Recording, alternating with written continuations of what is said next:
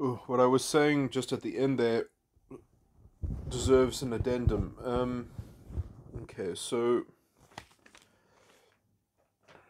when I say that my original model was from 7 to 13 as a Metatype 13, um, the seven-headed beast goes from 7 to 13, and that the 10 horns of the seven-headed beast goes from 7 to 16, and the 7 to 16 is also the model that gives me the 7 to 16 is the subconscious, the unconscious, uh, and in some sense it's only the subconscious and the unconscious, but it includes two things which are shared in the ego, and so everything that falls outside of that is free theta in the ego.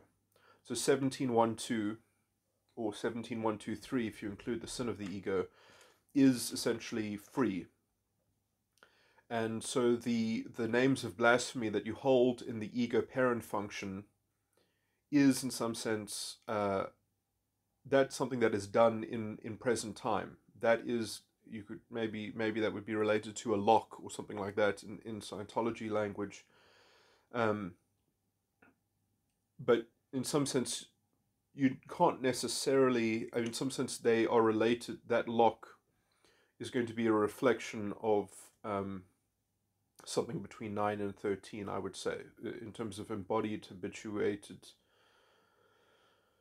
Nine has a lot of toxicity in it, which is I would relate to specifically what is spoken about in the fourth church, talking about the Jezebel and the last being, the sympathy sort of extraction is all from the subconscious dominant function, I would argue.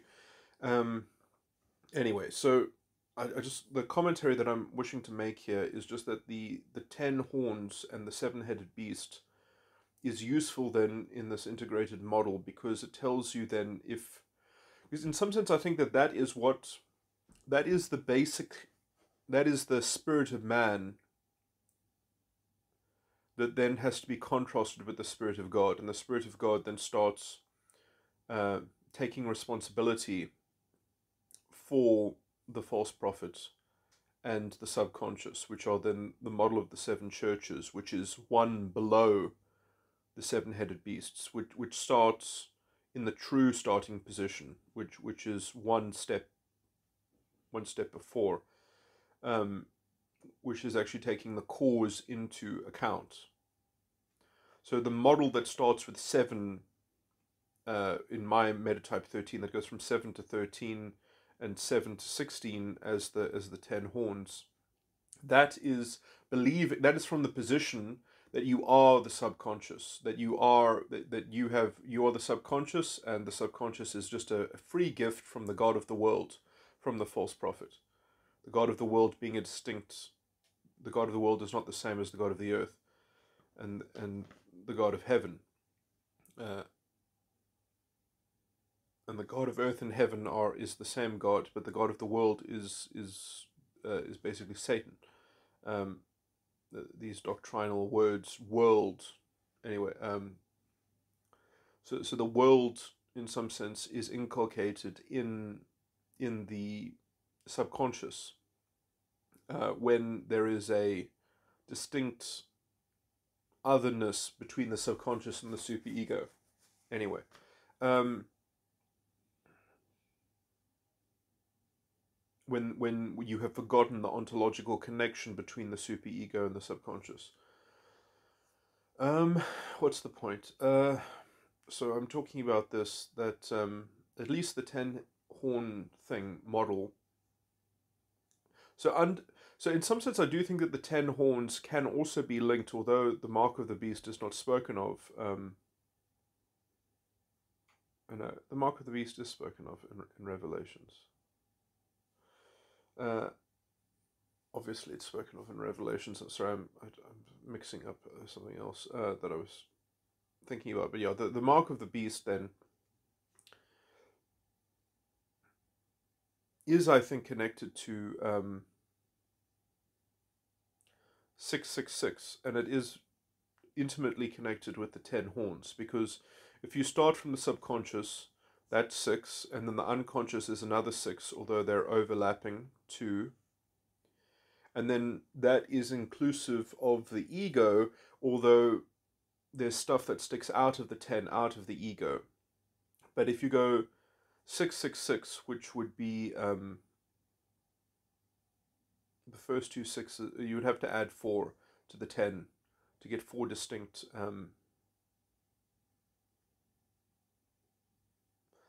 but basically, yeah, so the mark of the beast, 666, doesn't exactly fit into the 10, but in some sense, I think the 10 horns are the model in which that you would see the 666. And then the final 4 that fall out of the 10 in the ego would just be like, well, that is your personal epistemological pluralism, man. Just get with the program and deal with your own inconsistency as yourself. And so the ego is forced to be metafluid, which I would say is linked to Keegan stage 4. And there's a huge problem. Keegan has a huge definitional problem in some sense, because I mean, and again, I take this from secondary sources, but if you think that the ego is going to be metafluid, and because I mean, when I talk about Keegan stages in a way to adopt his language to talk about the same structures, the biggest confusions he's going to have is in the last two stages, stage 4 and stage 5, because there is no fifth container within psychology. There are only 4 sides of the mind. That's all there are. There are 4. They're not 5. They're 4. And so Keegan stage 5, in my view, is when the ego has come to some kind of reconciliation and some kind of very deep internal work between the ego and the superego, because it's only the ego that can actually reach up into the superego, because you've actually gone all the way around, because there are only 17 dimensions of cognitive function. And anyway, so you kind of pierce that veil to some degree. What's my point?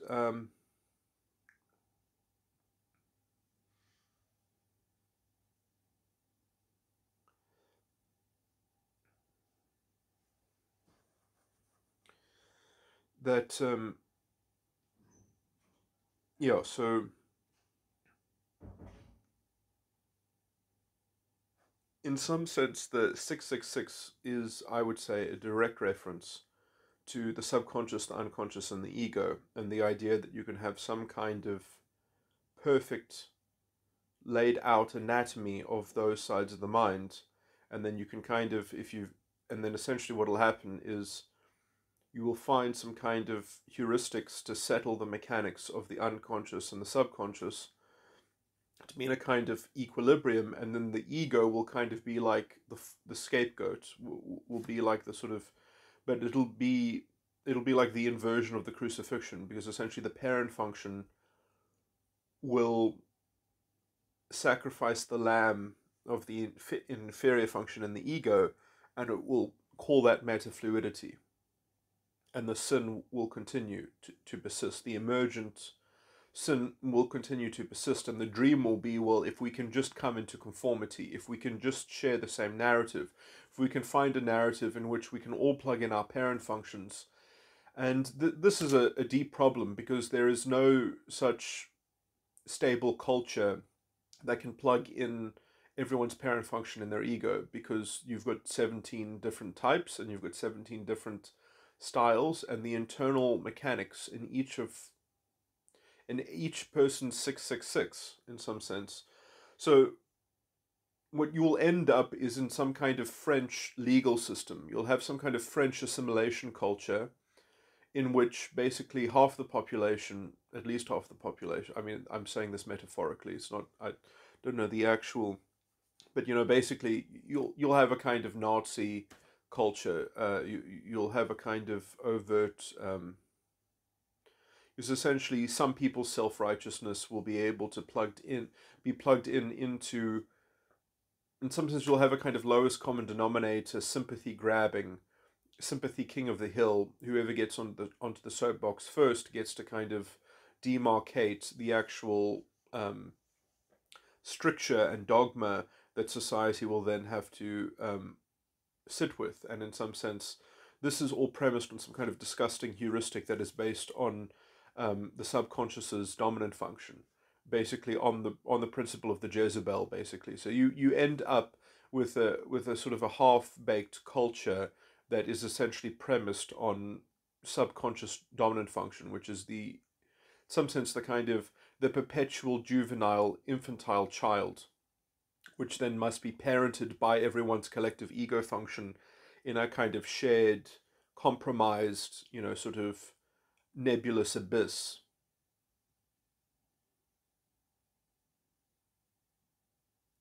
Which is even how I've described it. It'll be even worse than what I just described it, because the truth is that what you'll have is you'll have many, many secret polices, many, many secret groups and cults, which will literally, uh, in some sense, not feel any problem having a kind of secret eugenics program and perpetrating it against the population at large. Um, because in the same way that the individual is expected to be the kind of the sacrificial lamb for this collective culture, that will also be upscaled into subcultures and subgroups, because there would be nothing that would contain that ethos into the individual, um, because the culture is predicated on it. So the culture is sort of predicated on sort of being a den of snakes, and that will all operate in the ego function. And Keegan had no way of controlling for this except for saying, well, science is canonical. We can all be yoked by science, and if we can all use science as the agreed upon sort of objective narrative, or we can all use sort of the objectivism, um, that'll be the glue that binds it. And I meant to invoke uh, the line from the Lord of the Rings. One to I can't remember. One to see them all. One to find them. One to bring them all, and in the darkness bind them. That there's this hidden one in the scheme of saying five rings to the elves, and not and 7 rings to the dwarves, and 9 rings to the realms of men. You do that, but there's a hidden one. There's a hidden ring of power in that, and it's the power of invisibility. And if you give yourself the power of invisibility, then it's just a naked power game. And that is the perpetual solipsism of the ego, which is basically, I would say, hidden in even Keegan stage 4. Keegan stage 4, and he talks about Keegan stage 4.5, which is a kind of nihilism. Well, I would argue that Keegan's stage 5 is even a nihilism, because the metafluidity, in some sense, you can only be metafluid within a canonical paradigm and framework. And so, and he just kind of, I mean, I don't know, actually, no, I mean, I'm getting this from secondary sources, but I imagine that he describes it um, as a kind of, maybe, well, I mean, or he doesn't try to describe it, perhaps, because maybe he says it's different for different people, but that it has to be individually sort of, or maybe he just poses it as a kind of, as a vague outline of the properties that it must sort of exhibit or something. I don't know if he actually describes it as, if he describes features of it and not so much the actual attributes. But in some sense, I think that Keegan stage 4 systematicity, I mean, I don't even know how these things can be related to self-actualization, because, or at least in the context of going from Keegan stage 4 to Keegan stage 5, which I think is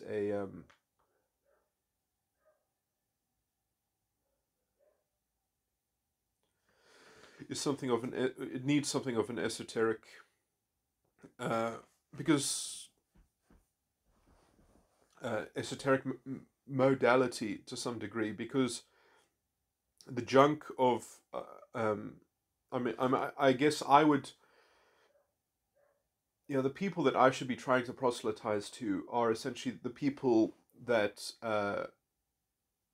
that are happy with Mark Passio. I think that would be the only group of people that I would be comfortable, probably, and naturally capable of speaking to, because I would say that their epistemology, at least, wouldn't be. I mean, in some sense, I think the only person who's modeling a stable Keegan stage 4 that I have seen is basically Mark Passio. Um,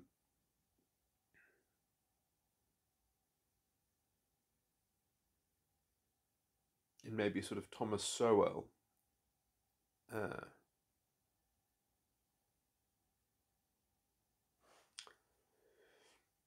but in some sense, no, I mean, Mark Passio, because I mean, well, Thomas Sowell is trying to sort of proselytize to people who are plugged into very, very fake, false authority sort of laden cultural institutions and such, and so he is, sort of wrestling with a particular field of juveniles. Mark Passio is trying to aggregate and summarize and give, sort of examples of synthetic amalgamations of making sense in a systematic way, and he's trying to give people the tools to make sense in a systematic way. Although, obviously, I mean, he doesn't say anything that I find particularly egregious when he is bad mouthing politics, and he's bad mouthing systems of power in the world, and he's bad mouthing bad decision making, and he puts the crux of it in the right place. He puts it essentially on the people, on the individual. This is obviously the state of society that we're going to have when we have this level of maturity in the people themselves.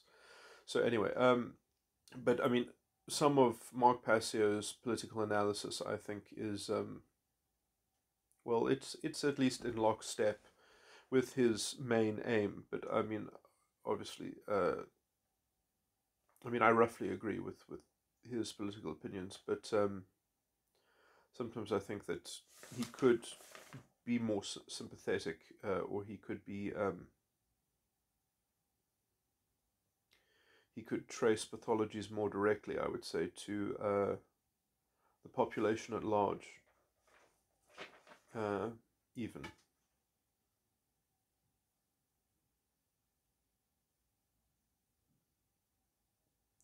Because I do think that there is a kind of this is so tricky to bring up these sorts of stuff, but even as I've railed against the concept self-organizing collective intelligence, which I think is an oxymoronical and frankly retarded concept that is made to essentially promote the mark of the beast. I'll even put it like that. Um, but that it does, in fact, the mark of the beast does operate as a kind of self-organizing collective intelligence. And that is how I would explain how immature people are able to um, uh, manifest these things. And the alternative to that is deliberate manifestation. Now, let me just say as well that in Scientology, int buttons, the charge on being inside a body, or the charge that holds coming out of a body, I think I would link very much with with what is being spoken to the seventh church in Revelations, which is the parent. No, it is the child function of the unconscious, or the sin of the subconscious, and where um, the deal for the seventh church is buy buy my white raiment and buy my gold that has been purified in the fire. Sell your other possessions and buy these things that have been tried and tested from me. And in some sense, the reason why buy is there is because you have to sell what you have to buy this stuff. Because you won't buy something if you already have an alternative. And the child function in the unconscious. I just want to say everything does sort of amount to that. If you can do that, if you can actually be in the practice of selling something that you believe or that you think or that you run with and buying something else, then you're capable of doing the work or the deal that is made to the seventh church. And either the int buttons correspond to the seventh church, or they correspond to the eighth. Or see, already now I'm adding sort of the eighth on the beast to the eighth of the church, and the model is not the same. But the int button could also be rather, let me not say the eighth, but in the see the eighth in the beast, because the heads of the beast is one up. So the seventh head of the beast, I would say, is the dominant function, and the eighth would be the parent function, and it could be the eighth could be the parent function, um, in the unconscious, or it could be um, the parent function of the superego, which is obviously just the initiating point of the subconscious. And so the eighth, I think, could be both in some sense, that the parent function in the unconscious becomes a reflection of the original false prophet, and that is also an eighth. Um, anyway, I know what I'm saying is a little bit wishy-washy because I've just sort of gone from the model of the churches to the model of the heads of the beast, um, and then talked about the eighth being above the last head of the beast. When, but anyway, what I'm trying to get to is that either the int buttons, I think, are either in the last church, and then if they're not resolved by the last church, they empower the seventh head of the beast, which is in some sense, well, the seven are always amalgamated with each other. The seven basic heads of the beast are from 7 in my type, in Metatype 13, from 7 to 13. And the eighth is always either one before or one after. I mean, well, I can't tell which the eighth is, but I presume that the eighth is essentially the parent function in the unconscious, which becomes a reflection of the false prophet. And that, I think, is the proper, the beast who is not a beast who yet is the parent function.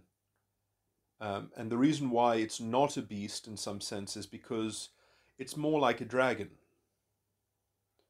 And because it's under the tutelage of the parent function in the ego, which has, although I haven't spoken about this in this recording, has a kind of magnetic resonance with the false prophet, because the false prophet didn't just create a chain of embodied toxicity from the subconscious up into the unconscious, but it also, right from the start, was built up out of nothing.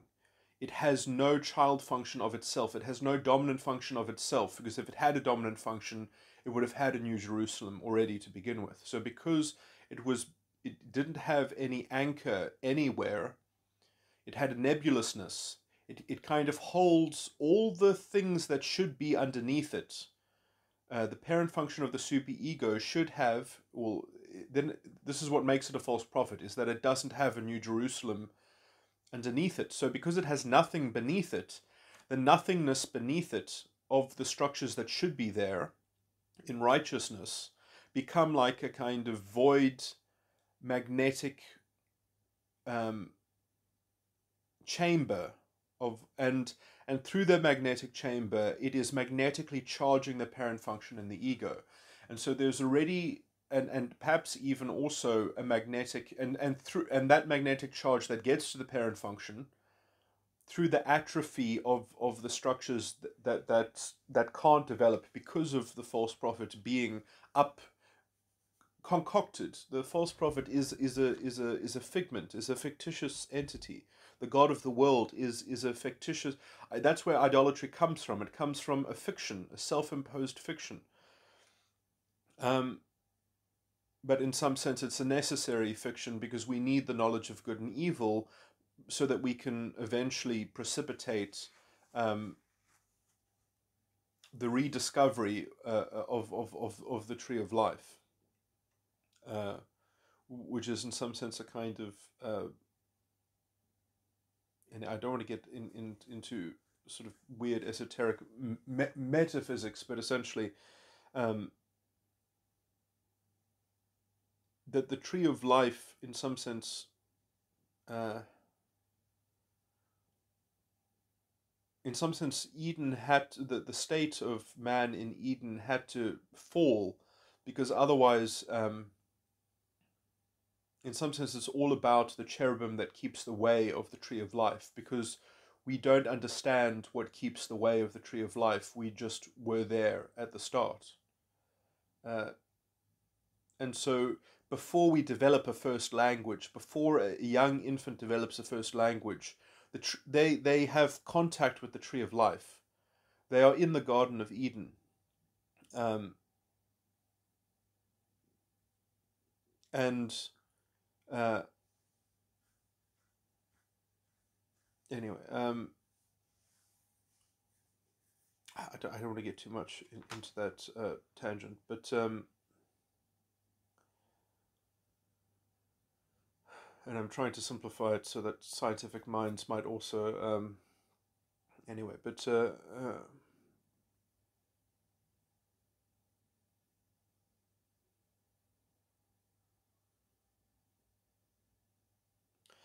anyway, the through looking at it from the beastly side, the eighth. The eighth is a beast that is not a beast and yet is a beast, because to the seven-headed beast, it is a representation of the hidden god of the world. The eighth is a representation of a dragon.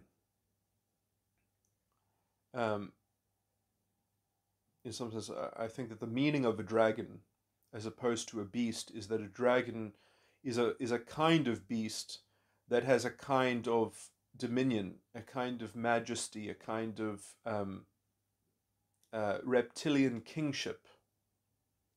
A dragon has tangible control over their domain as the apex predator, as essentially a kind of to mix some metaphors, but a kind of a monarch of one of the principalities of the air, at least, or at least perhaps a candidate monarch over all the principalities of the air, although I would give that role to the Scarlet Dragon. But anyway,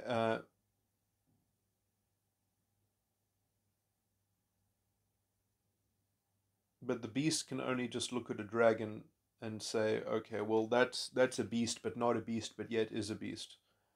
That's a magical beast, something like that. Anyway, and so it's the parent function, the inferior function, and the sin of the unconscious, which holds the unclean spirits of the dragon and the beast and the false prophet. Um, so that links up with that. But anyway, so what I want to say is that the int button is probably in the seventh church, or it's between the seventh church and the seventh head of the beast.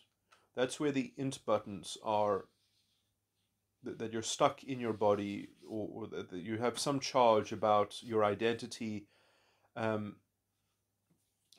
which is why you can't buy white raiment and gold that has been tried in the fire and proven to be valuable. So your values, you're not interested in trading up your values or capable of bartering or capable of. So if you can't do that, then um, then you are essentially, if you can't do the work of the seventh church, then the unclean spirits in the unconscious side of the mind will stay in essentially in those last, because in some sense it's not the 10 horns don't matter, it's the last 3 horns that matter.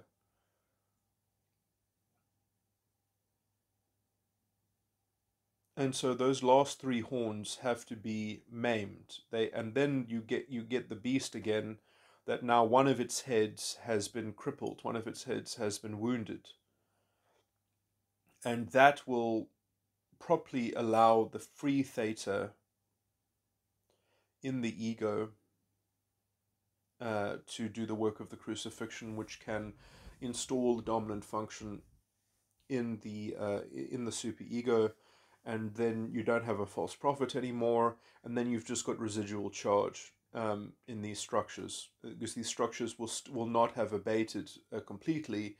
They will just stop being inflated, or they will stop being actively perhaps cultivated. But you've still got residues. You've still got residues of dragon. You've still got residues of the beastly circuit, and in some sense, that's the talk of the new earth and the new heaven, and such and such, and the waters and the angel throwing the stone into the waters, which is like the connected with the white stone, um, and in some sense, that's the angel throwing away the counterfeit white stone. But it's, you need in some sense the counterfeit white stones to be hidden under the waters, so that the spirit of God can float over the water. I mean, this is so that essentially the beast can look in the surface of the reflection of the water, and see an ascended man, because the waters are calm enough, and that they have what's at the bottom of them is all the counterfeit stones, so that the water covers the counterfeit stones, and then it can read for itself what its name is, which is, I think, generally the rehabilitation. The ability to read is very much connected with the seventh church, the work of the seventh church, and the rehabilitation of that is, I would say, the dominant function in the unconscious, which becomes then. I've tried to describe it as a partition. That then there's a partition between the seventh church and the unconscious dominant function, and that's almost like the boundary fence of Eden, where outside of Eden you have partitioned a new boundary that demarcates, because essentially the parent function in the superego becomes the tree of life again, and then beneath it is the New Jerusalem behind it, and before that still is essentially the ego, which is being crucified in a solid state. And so the fluidity that is occurring on the level of the meta fluidity is occurring on the level of the New Jerusalem, of the dominant function in the superego, and the subsequent proceeding um, uh, tree of life, new earth, new heaven, uh, the sea giving out its dead. And I mean, again, I would link this all. I think I'm repeating myself, but essentially, so the second church would be connected with the tree of life. The third church is the new earth. The fourth church is the new heaven. Um, I've just messed that up. Uh,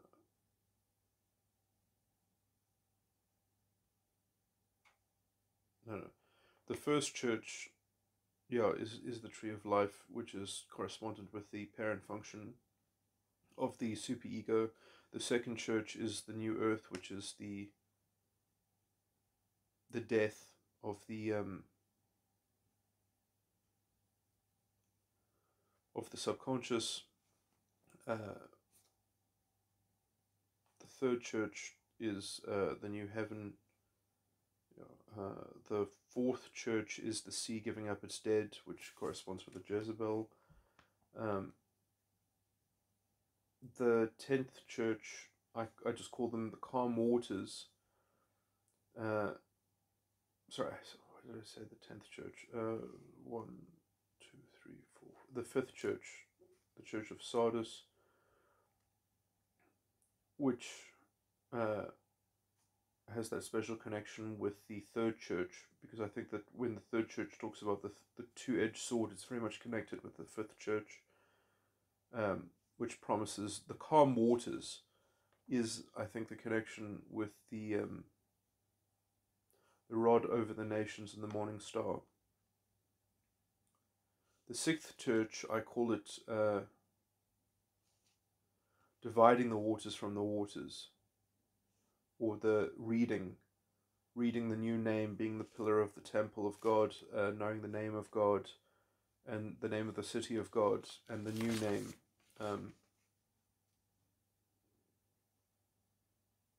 And then the seventh church is obviously the ability to, sometimes I think the seventh church becomes a,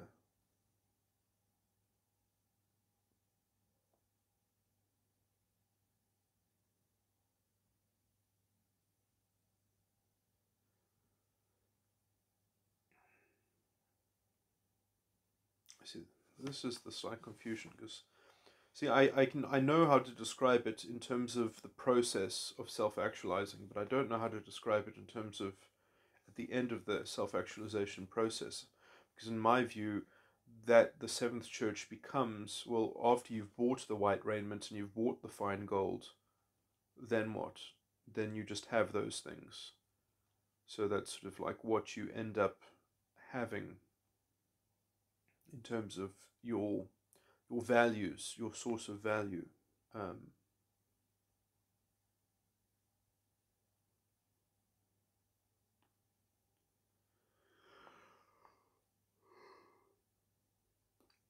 And what is spoken of as the promise to the seventh church is that you will be in the throne.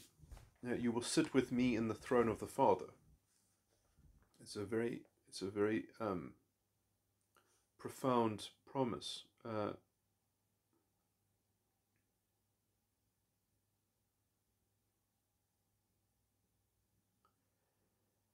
Okay, so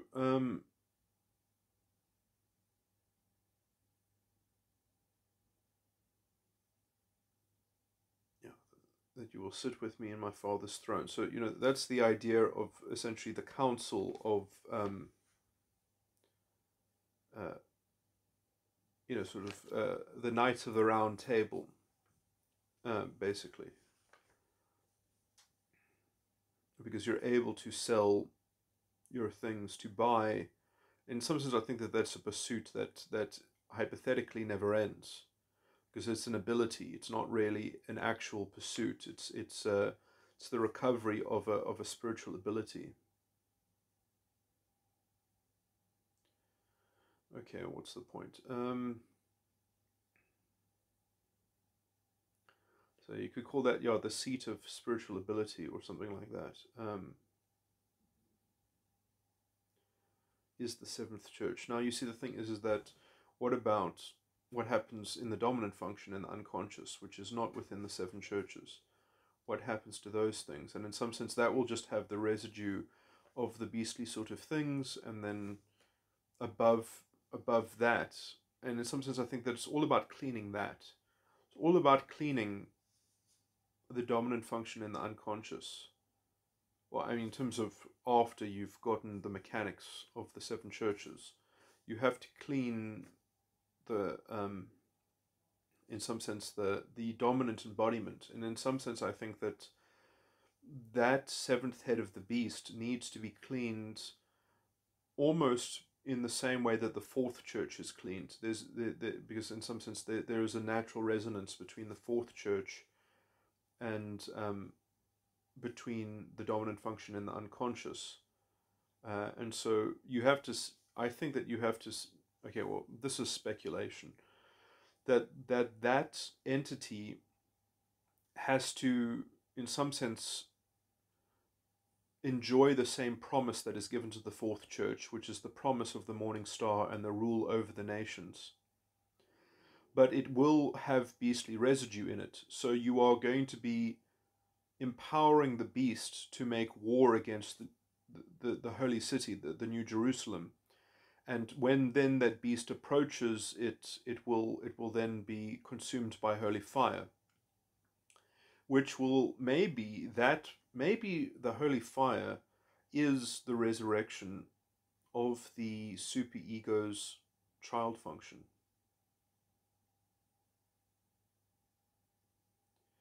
In some sense, this would be in a new unit of time afterwards, after the crucifixion has already been done because in some sense, you see, the first time the crucifixion happens, it's kind of like a well, I mean, running with this thought, and this is still somewhat speculative and it requires reproving and meditation, but after the initial crucifixion, it's kind of like a dry run, just to get all the categories in order, just to get all the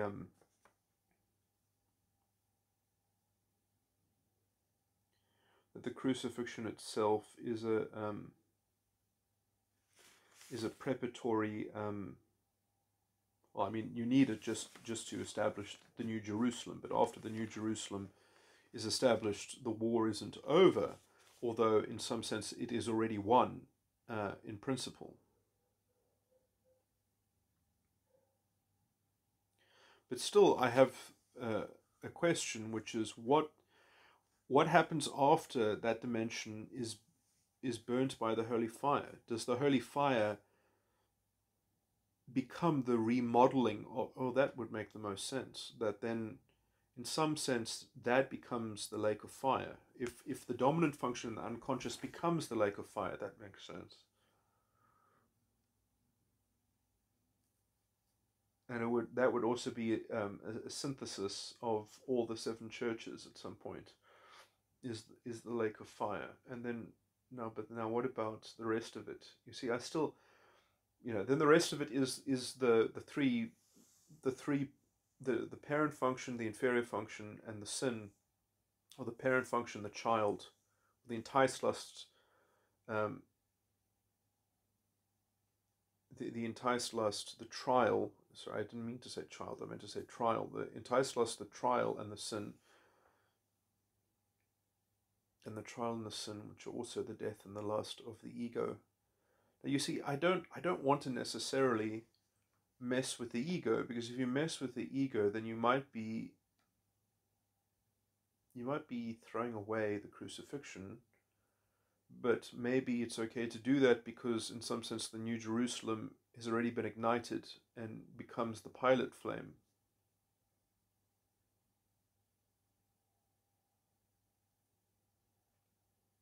And all that stuff that I was saying about the angel throwing stuff into the water, maybe that is stuff that needs to be applicable in the revamping of the unconscious and the ego.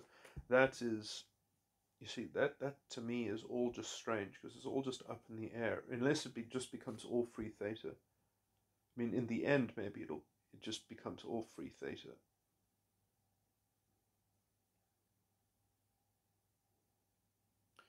But at some point, memory has to be actively contended in order to preserve, and that would be the white stone, in some sense, the core and the root of some cohesive identity, which would be related to the sixth church. So, I mean, in some sense, I think that, see, the problem with the problem with the seven church model is that it doesn't include New Jerusalem. So I don't know what you're supposed to do with it.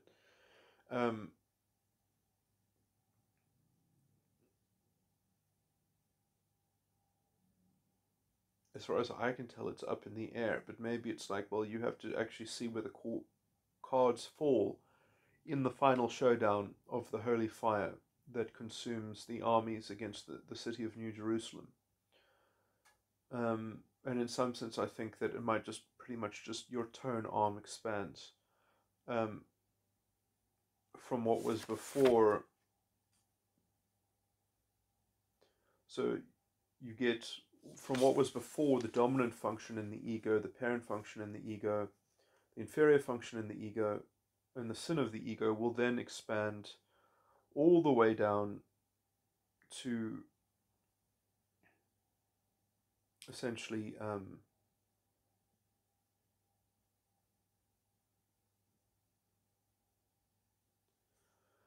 the unconscious from the dominant upwards. And so all the things that were infested with the unclean spirits of the beast, the false prophet, and the dragon, it's all about the reclamation of that. Because if you can solve those unclean spirits, then you don't need the crucifixion, I think.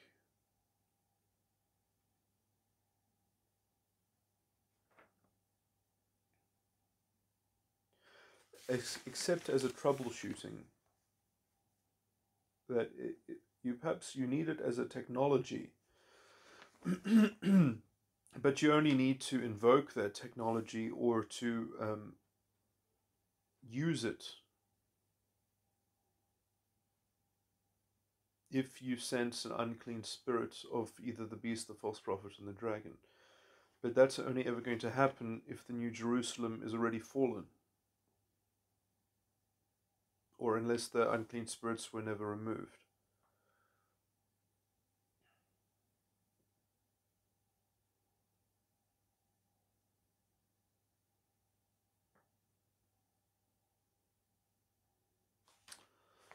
Anyway, maybe I'm talking around a sort of a paradox, but so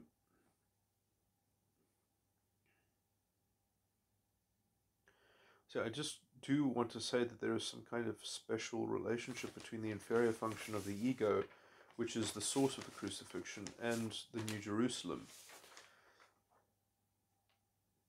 which is almost a strange thing, because the inferior function of one side of the mind shouldn't really be connected with the dominant function in another side of the mind, other than because of the particular mess that the false ego complex is in with its particular numbers and such. But I guess basically the idea is that if you can reform the names of blasphemy, instead of just taking responsibility for them, but actually clean them, in some sense, if you can circumcise the fleshly thinking, which really has to do with all those preconditions underneath it. You see, I wonder about that. Yeah, so it's all about actually the toxicity of the parent function in the ego. Is it possible to have a perfected parent function in the ego is really the question.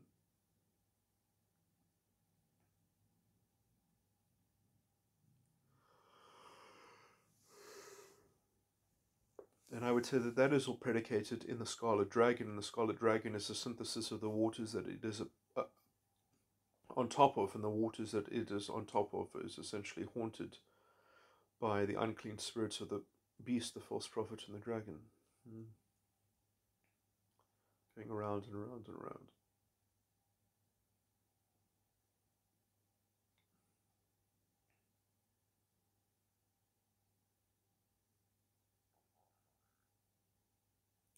Those unclean spirits are also a kind of measure of the dominant functions.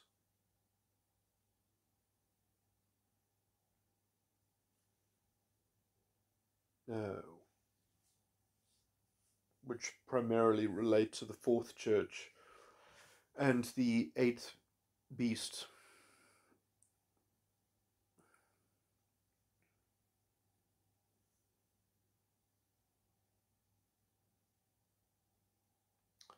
Yeah, I think I'm at the end of what I can responsibly speculate on. But I think uh,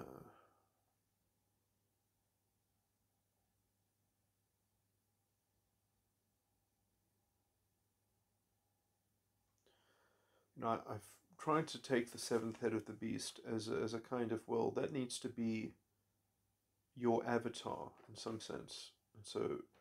And in some sense, maybe you don't need an avatar. Maybe what what is in fact the proper avatar is a lake of fire, and then you're always floating in the air in a kind of in a theta conscious space, uh, which contains your true being. And so that would be sort of your true spiritual entity, and it would also be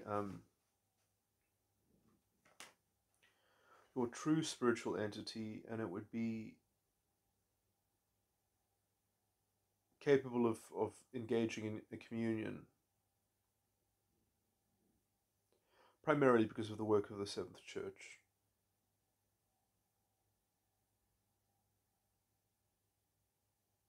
And the thing is that I think the work of the seven churches is independent of the other species of toxicity, that they, in some sense, someone can be bogged down with a lot of charge in their unclean spirits and still do the work of the seven churches.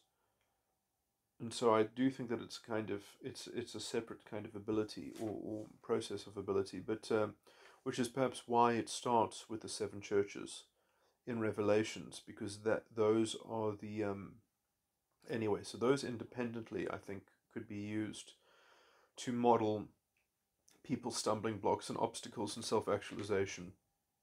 Now that I think I've stably decoded that, at the very least, the thing that makes it perhaps not possible for people to access is that I don't know the difference between someone who identifies as the 10-horned seven beast, or someone who has essentially the mark of the beast. The difference, I mean, when I say I don't know the difference, I mean, I don't know how to make them see the choice that they are making, or in some sense, I think that they are in a state of choice. So that's slightly problematic.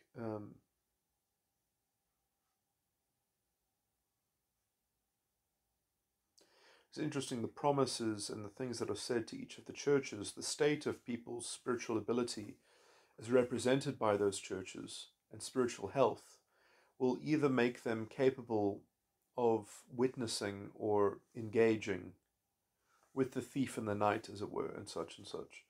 Um,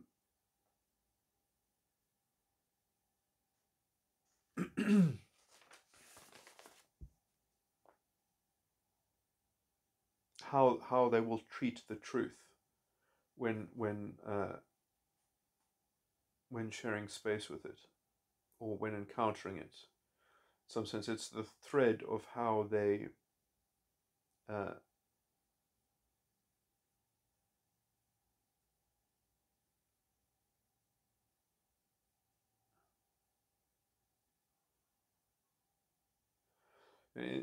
the kind of sort of character is fate sort of stuff. But in some sense, it's directly laid out in what is spoken of to the seven churches.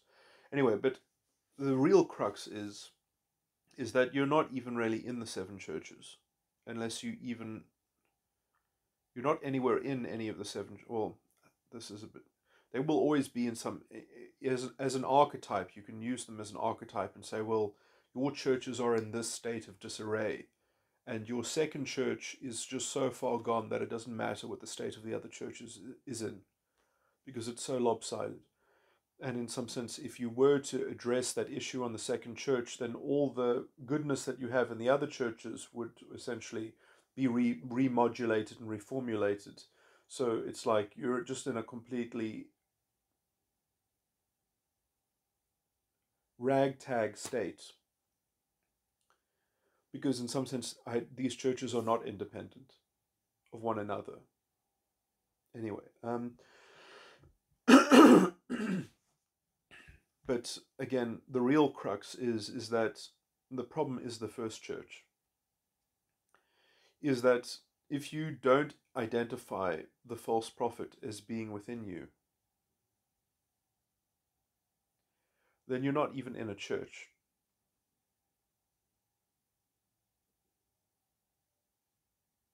If you don't understand, well, and obviously I'm saying something that's very doctrinally laden with the language, but basically, if you don't think that the God of the world, if you don't think the knowledge of good and evil is inside of you to be excoriated, or inside of you to be demystified and to be resolved, then you've already given yourself over to some kind of worldly redemption, some kind of vicarious redemption, in which case you, there's no church that can be spoken of, because you're just in, if I might say, a synagogue of Satan, um, as it's referred to. That, and essentially Satan here means the god of the world.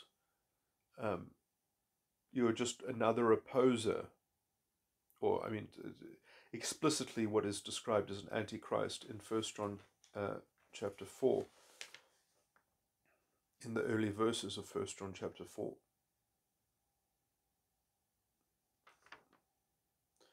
Beloved, believe not every spirit, but try the spirits whether they are of God, for many false prophets are gone out onto the world.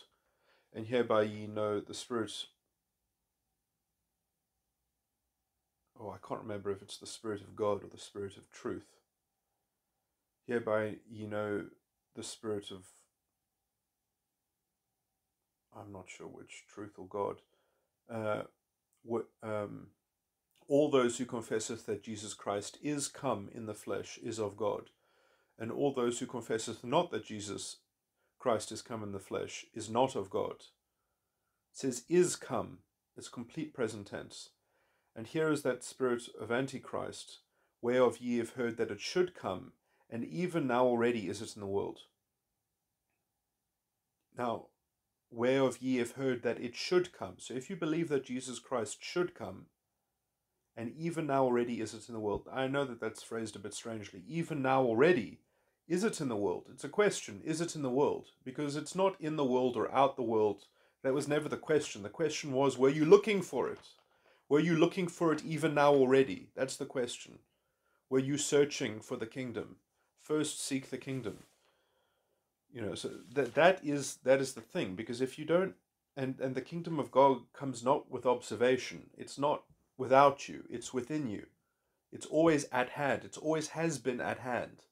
It just required the earnest work. I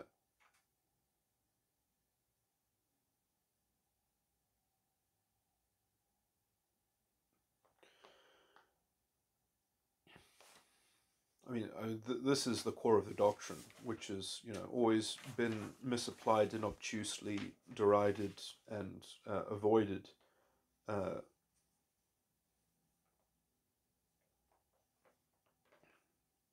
And in some sense, because exactly what it said in John, 1 John chapter 4, for many false prophets are gone out unto the world.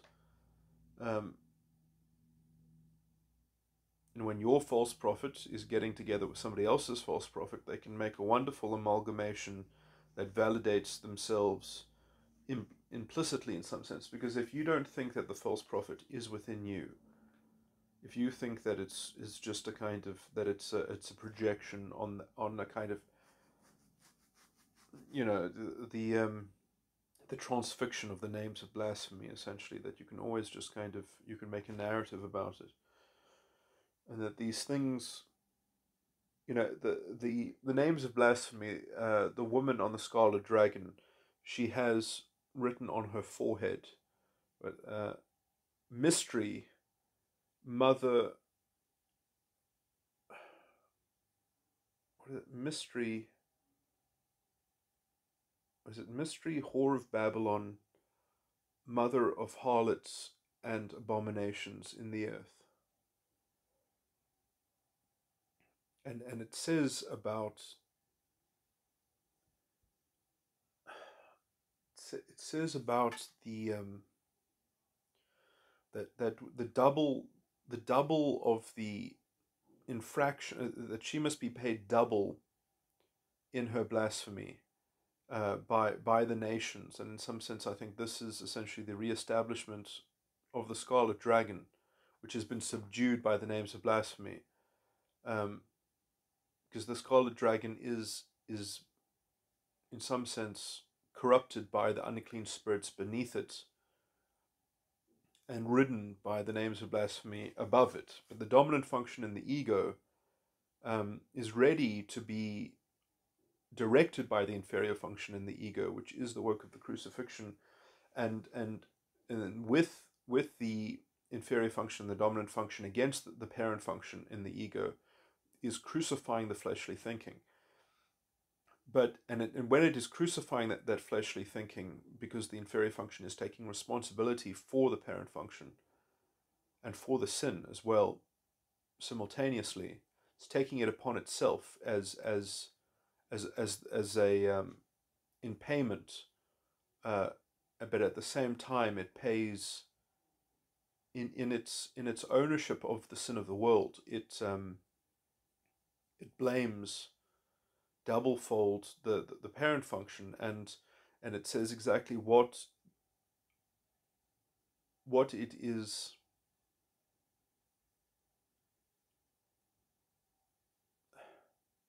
the projection of evil.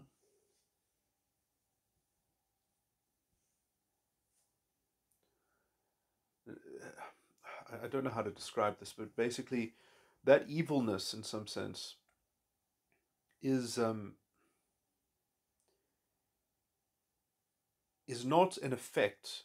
It's in a pattern of causation. It's in a pattern of logic that comports to the parent function, to the parent function's alignment with all the pathological toxicity and structures, which are basically keyly in alignment with, in some sense, it's the ultimate manifestation of the false prophet after the second death. It is what has it, or it's part of the death process as well, because so it is the false prophet that has died twice and been reborn twice. That is what the parent function in the ego is. It's sort of, it thinks that it's really good, it's worthy to ride on the scarlet dragon and to have its accusations and its names of blasphemy. But the true reflection, because this is the thing, is that it has, the problem of it is that it is mystery and it needs to be demystified. And when you demystify it, the actual source of the evil is a true, there's a truth in it. There's a truth in the blasphemy that it accuses the world of as it drinks the blood of the saints, um, by its subjugation of the scarlet dragon. But and so the true wickedness that it actually masks in mystery as a woman riding this dragon is that it masks the evilness in peoples, the evilness in tongues, the evilness in multitudes. Does it say nations as well? I think it says four things. I think it's. I should actually read that because I'm probably hacking it to death, and it's probably worth getting it precise. Um, I'm worried. I don't even know how I'm going to find this because it's going to be right near. Oh.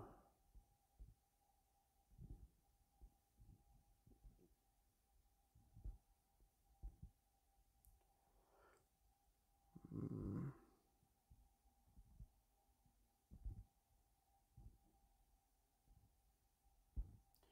It's kind of near the end.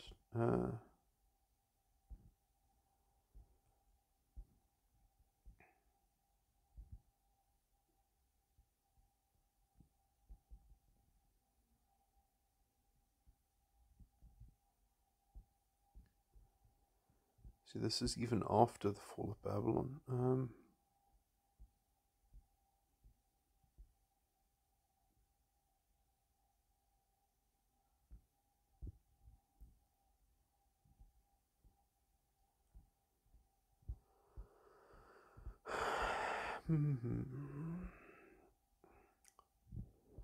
I've gone too far. Here we go.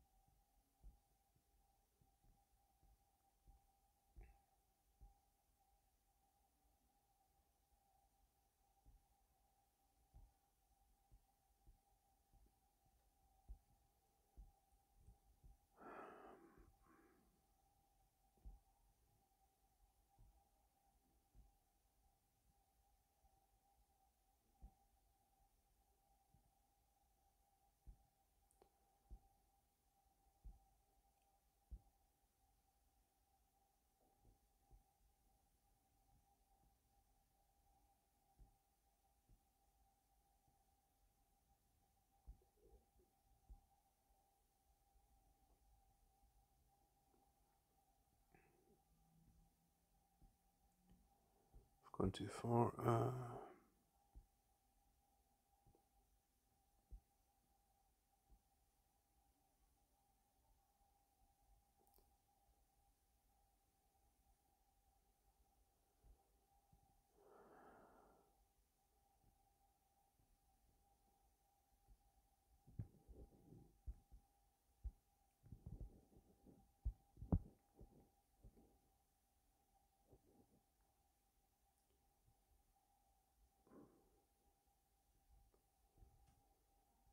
Okay, here we go. Yeah, it's chapter 17.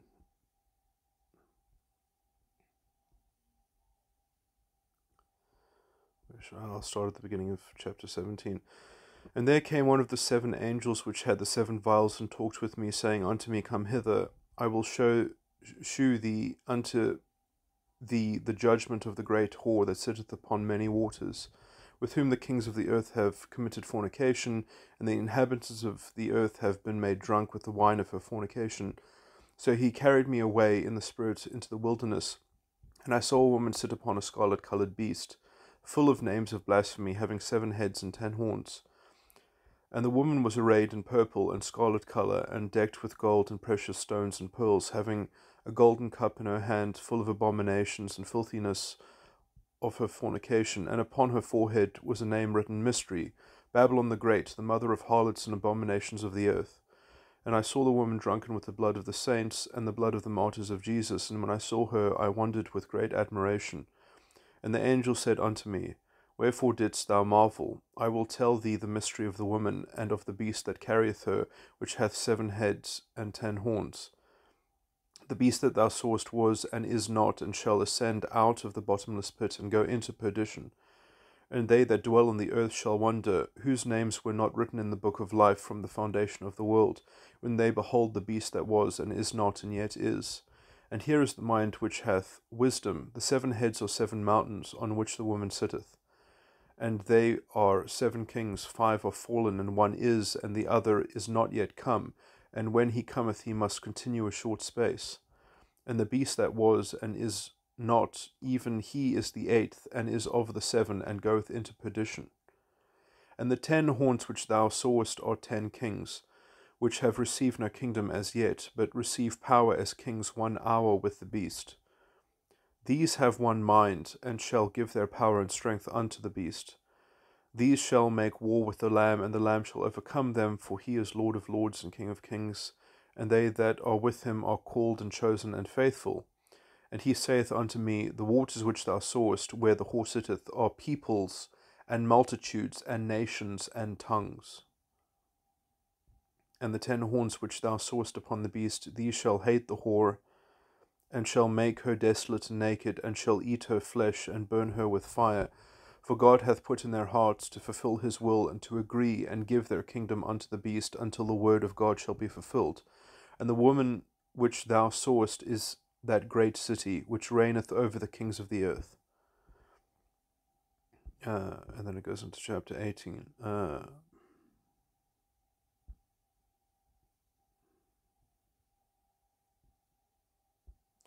So it isn't actually called a scarlet dragon, it's called a scarlet beast. But you have to link that with the unclean spirits, I guess, which is probably mentioned very close to here. Where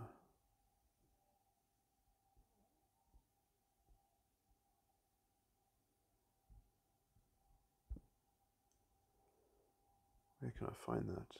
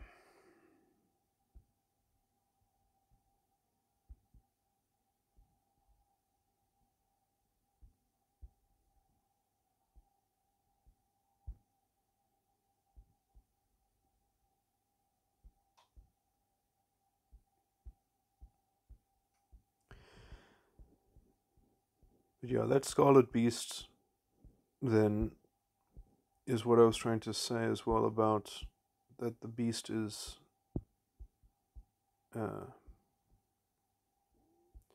part of the self-actualization process, which I would like to commend myself for being able to anticipate before I read the scripture again, because I did basically say that, in my own words, the scarlet dragon is help to the inferior function, that the dominant function in the ego, which I called the scarlet dragon, which is actually the scarlet beast, is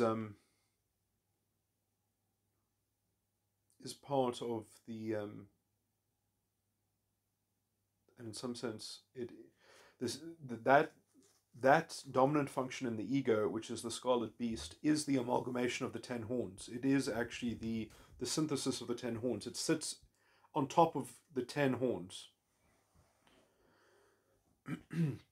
But like I said, I think that the three last horns, are the most important, because they have the unclean spirits in them.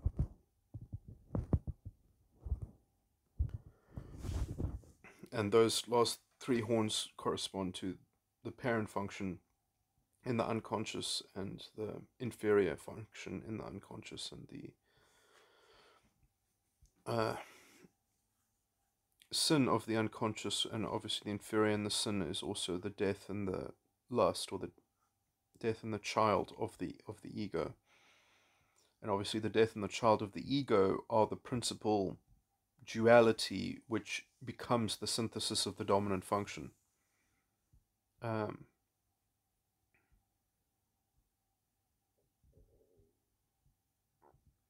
I think that when the unclean spirits come out of those 3 things, then the beast can be properly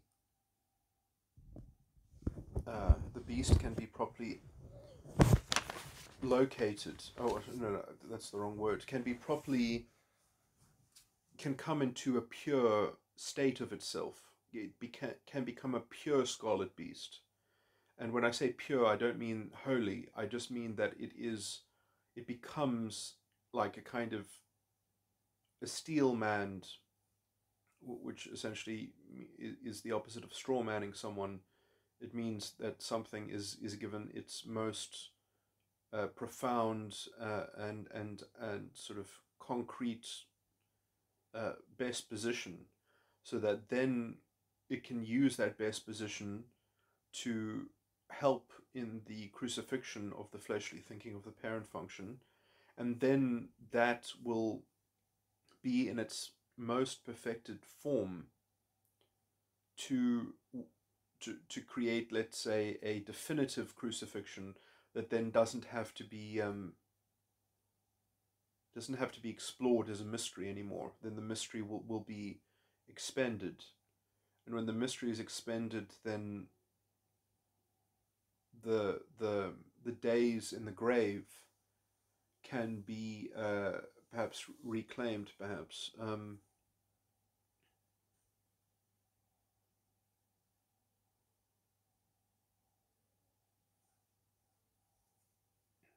Because in some sense, that is the only problem with the crucifixion, is that when you do it the first time, or when you do it in the unrefined, or in the, I mean, you have to do it this way the first time, but when you do it the first time, you have to spend 3 days in the grave. It's not possible to do it any other way. Um, but then there's a higher version of the same thing, um, but that higher version is only possible through the crucifixion, that has the 3 days in the grave.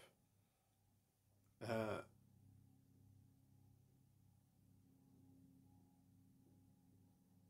yeah, so that is my view on that. Um,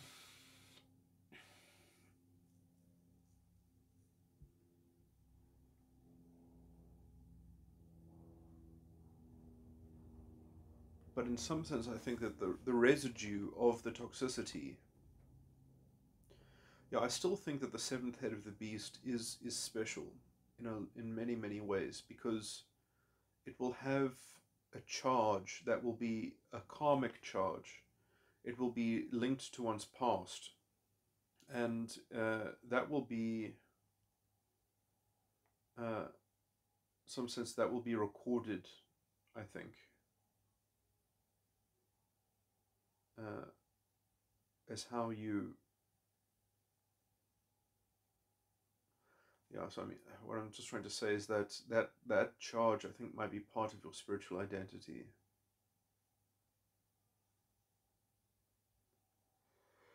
which becomes in the end the thing that you have to actually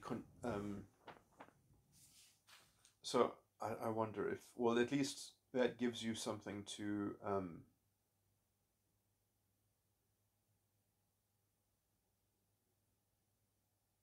you see, I don't want to make these blanket statements because it sounds so strange. Um,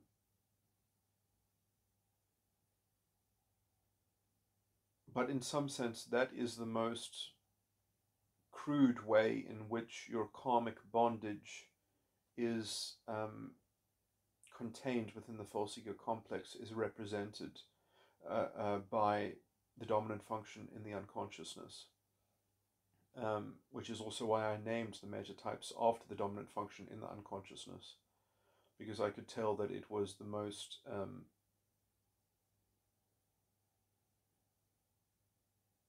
anyway,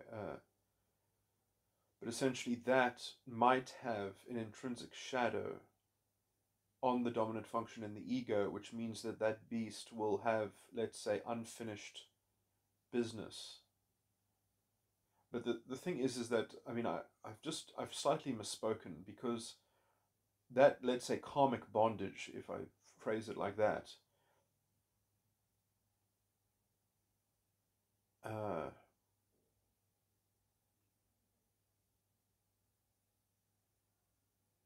see, you can't really say hard and fast things about it, because there are so many different.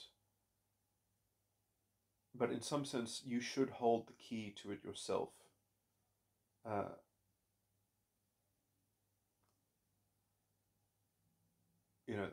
if you have the right abilities from the seventh church, there will be a tool that should be able to instantly sort of deal with that. But there will also be some peculiar features of the distinct different forms of what that dominant function is, because for some people the dominant function is not the same as for other people. But also, I think that the gift of the apostle, this this is going to sound completely, is going to break with everything else that I've been saying, but the the importance of the gift of the apostle is that yeah, I think I can't remember all the fancy way of saying this. In grammar, you have these things which are like what are they called? Oh,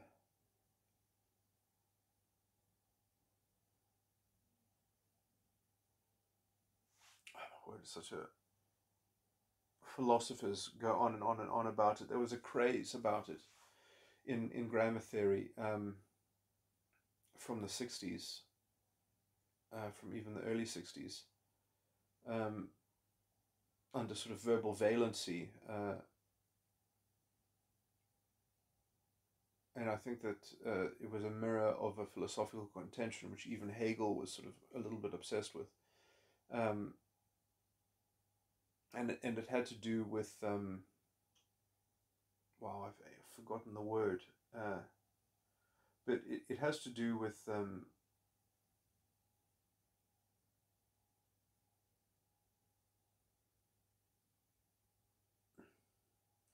if you've languaged something in your head, uh,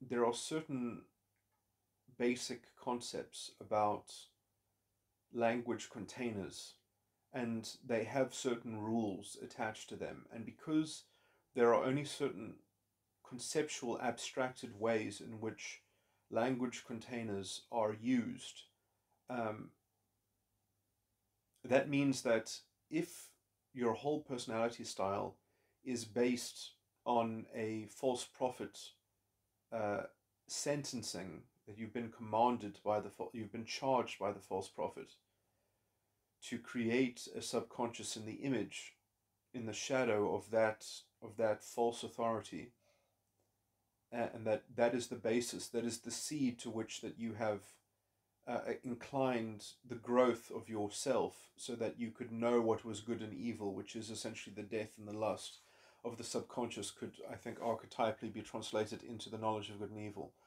roughly, because in some sense it's not a real death, because what has died, there's been no child function that has been disavowed. So the death of the subconscious is not really a death, it's the knowledge of evil.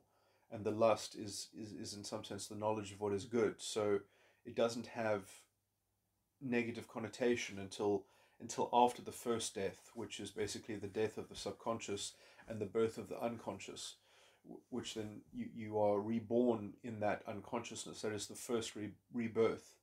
And you usually have a toxic holdover unless you will go through something which is symbolized by the baptism, which is essentially to start your life over and to look at things afresh from within the unconscious perspective, to create at least some kind of barrier between the toxic, the hold over the from the subconscious, because the subconscious just thinks it knows what's good and what's evil. So if you continue in that vogue, you are just completely self-deluded, and you will be marked by the mark of the beast, essentially. Which is, in some sense, I think, a mark which, in some sense, you can't. People don't have this mark or not have it. It's a condition, and it's a condition that might change, but in some sense, it's up to your internal machination or whatever. So it's not, you can sort of talk about it descriptively from the outside, but you can't really name it. It belongs to the inside. But anyway, and so talks in Revelations about the mystery of who, you will even be, John sort of is in some what he's witnessing makes him wonder whose names were not included in the book of life from the beginning of all creation. And in some sense, that's not to do with actual people. That has to do with thought forms, with forms of grammatical Now, people aren't perfectly programmed by their thoughts. They're not. The subconscious is perfectly programmed, but people are not their subconscious. They're not their beliefs. They are the choice of contending and adapting and actively holding those beliefs, because that is a present time activity. Um, anyway,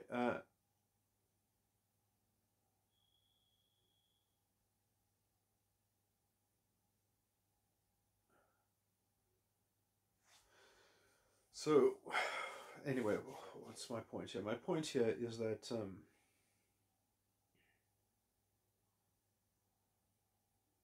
what is sympathy?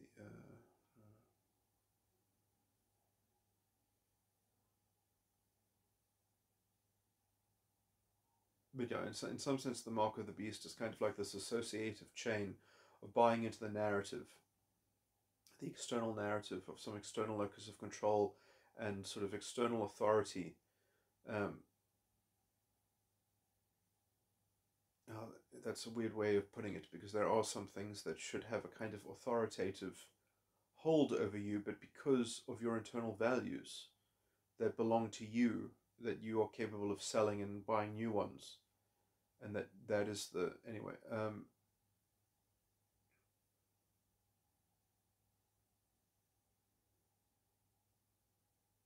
Which is in some sense reflective of of the proper consciousness of the sin of your subconscious. If you turn away from your own subconscious sin, then you are incapable, I would say, the work of the seventh church, so that you have some kind of turnover. Anyway, but the sixth church as well. If if you've kind of found a way to short circuit your own trial in your subconscious, then I guess there's no end to the self delusion that you can kind of, and self deception that you can indulge in. But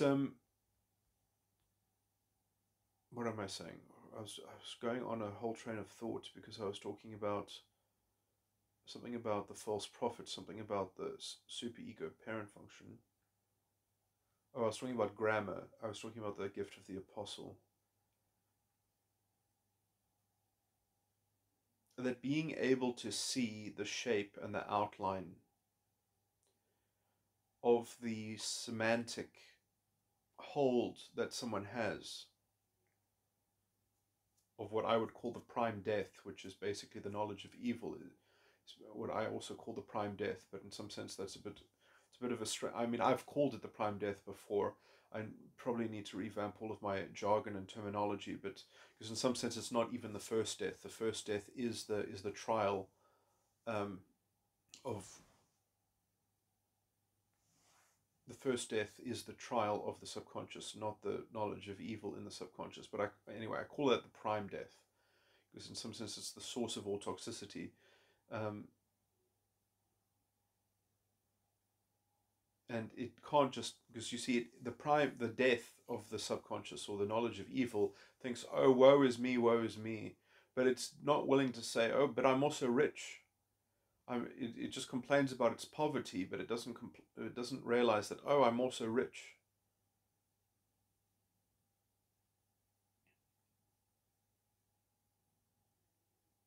Rich in the knowledge of evil. That's also a source of richness. So being able to use it both ways, and then that's almost archetypally that gets close to overcoming the sword that turns every way, that keeps the way of the tree of life, which is the promise given to the first church.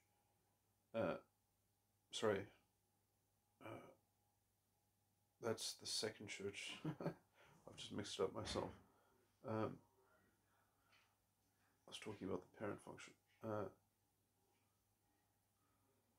Anyway, so there is something to managing people's false prophets directly, which is a strange thing to do, because you can't talk to it directly. You have to talk to it by entreating the metaphysic itself. You have to talk to it by obtusely managing all the threads of the, sort of the Medusa's uh, nest of snakes. You are dealing with a multifaceted sort of thing, and what was I saying?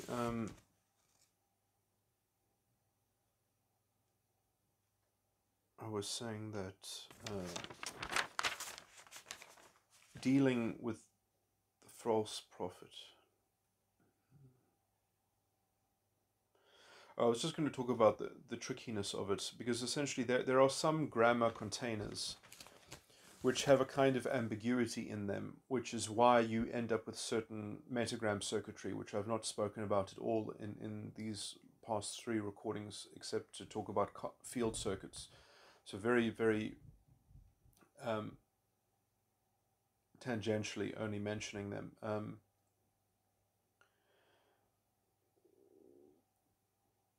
What I want to go into is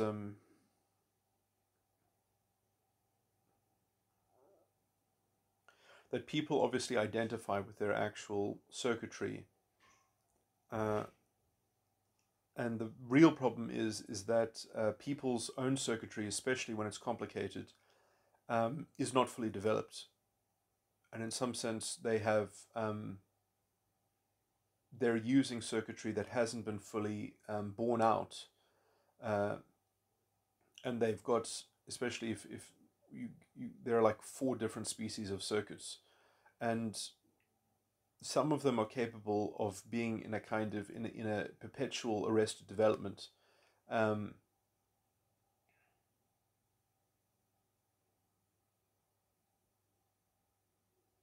simply by lack of self impulsion to develop them, or you could say lack of sufficient complexity in their environment, or something like that. Because in some sense, people need resistance to some degree to develop the persistence of their own internal structure, because without a requisite amount of resistance, they can't see themselves, they can't explore themselves, or they can't be reminded of themselves, or something like that. That's at least in the and this is why people they look for certain kinds of experiences, in some sense, and in some sense you could say that in the way that you can narrate that someone is looking for a certain kind of experience, that narrative only works on the level of the false prophet. You're talking about the condition of their false prophet. You're talking about the condition of the original semantic construction, and the rules of that semantic construction then are reflected in the metagram circuitry. So this is a different layer of grammatical substructure. In some sense, it's a subtraction, which is a word that I've made up, a subtraction of metatype, which subtraction basically means abstraction, but it means that it's sort of subterranean in some sense, but because it's an abstract, it's a subterranean abstraction. Therefore, it doesn't. Well, it doesn't matter if it's unreal or real, because it's a subtraction. It's what is being spiritually attuned to, what is actually being emulated in the mind, what is, in some sense, it's a condition of choice, it's a condition of predilection. Now, what I'm trying to dance around quite strangely is that in some sense,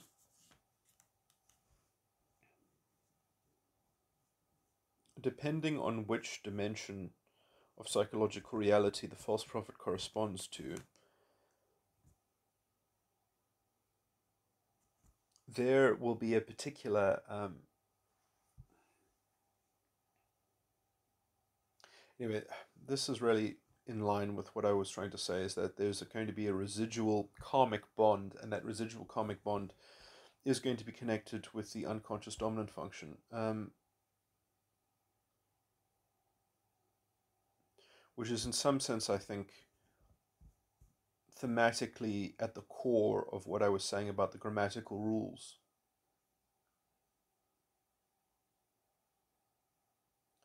Even that might be a bit shaky to say that.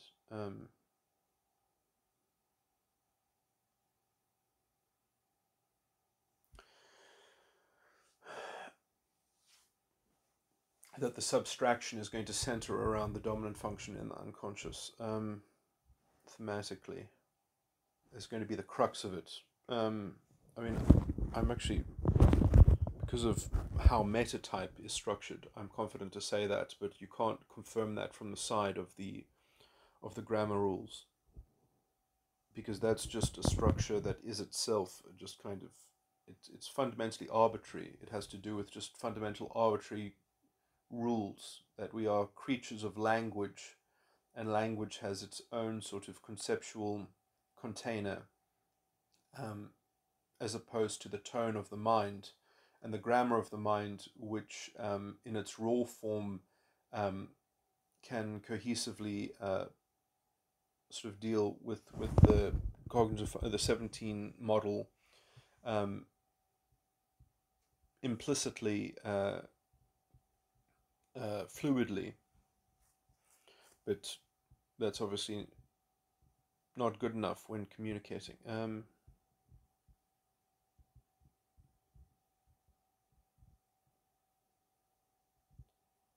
Or at least communicating consciously. So anyway, I do think that language is a good thing. But anyway, the tax that language has, there is a particular gift that is required in order to pay the tax that language requires, and that is something like the gift of the apostle, because there are some things which, again, I wish I could remember the bloody word, that means this thing, and perhaps I want to use it because I don't fully understand all its philosophical implications and how it's been spoken about. Let me just go fish for it. Maybe I'll be able to find it. No, will I be able to find it?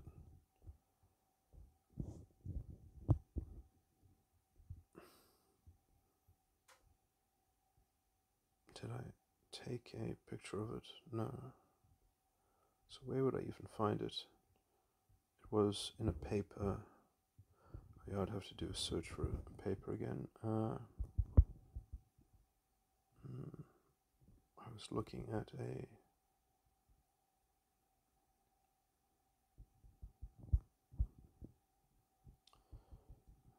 tutor.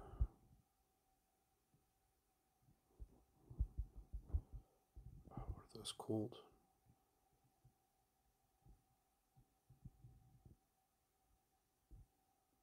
No, I can't even remember what that thing is called. I'm thinking of a paper in 1962 in a journal of grammar stuff, when this stuff was getting off the ground. It starts with a P. I was looking at prepositional stuff. This is so embarrassing.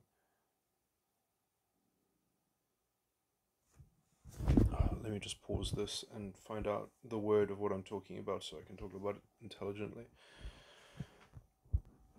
Okay, never mind. This is embarrassing, but I'm not actually going to look up the word because it's a waste of time. I'd rather just talk about it, and I've remembered more about it, so I'll just talk about that. So basically, it's all about ambiguity.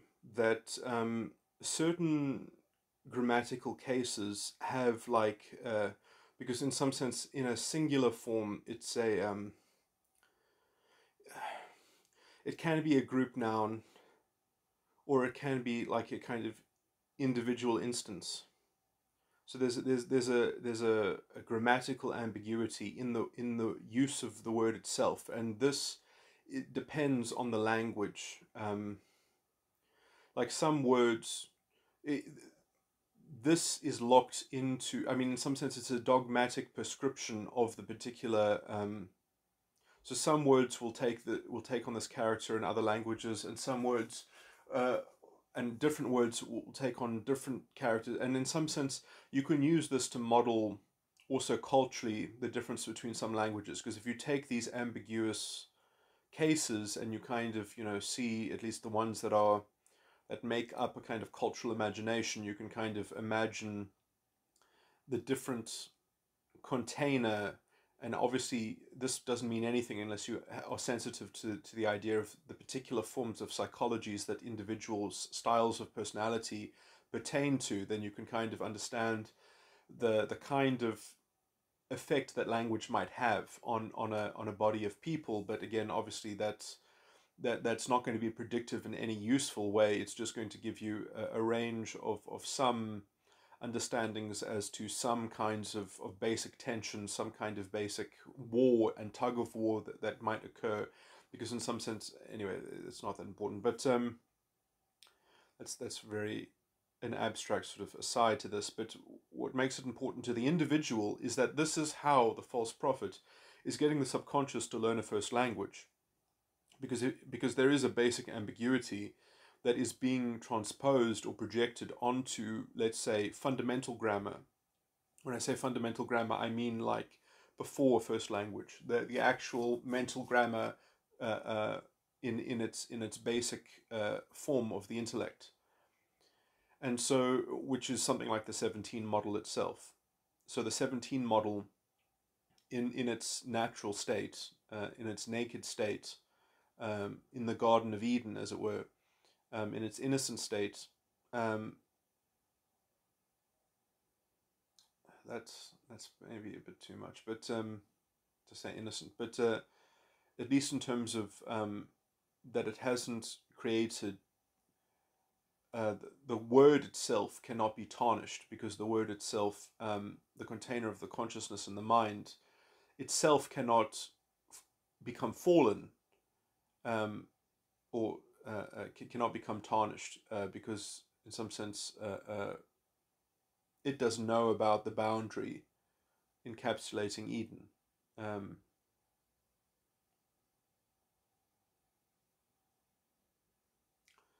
or what makes up its boundary is an external prescription. You can eat from that, but you can't eat from that. A kind of like a binary. Um,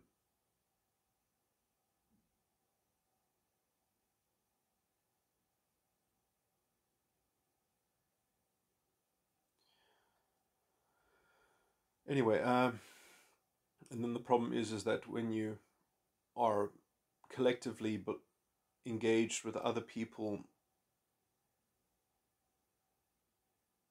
anyway, I don't want to get into that. I mean, there is a whole metaphor there, but let me just talk about it grammatically. That what this Let me cash out how this ambiguity means when the false prophet, when you're talking to the false prophet as a very young child, or communing with it, is that you are forced into a state of mystery, of a kind of mysterious self-inception, to answer certain questions with language. In some sense, what is the meaning of language? I mean, sorry, I'm giving some very broad ones, which probably actually relate to my case. They don't relate to other people's cases.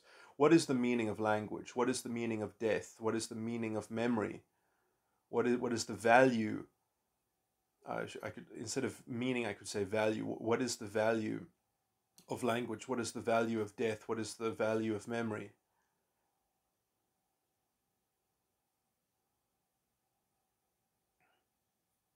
If you die and then you live again and then you can remember everything, if memory is accessible, then what does death mean? Then what is death? Uh,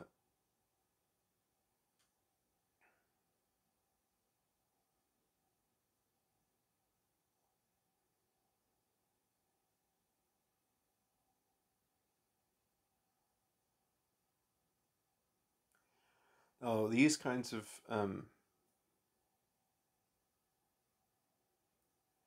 ambiguities before a first language is developed. Well, first of all, there is no ambiguity on these topics, on these subjects, on these questions. They will be answered if called upon to be asked them. It will respond. So the false prophet is like a serpent in the garden. It's whispering to you seduction. It's whispering to you of mystery. And it's whispering to you some, like, well, what is the value of not knowing, or what is the value of language, or what is the value of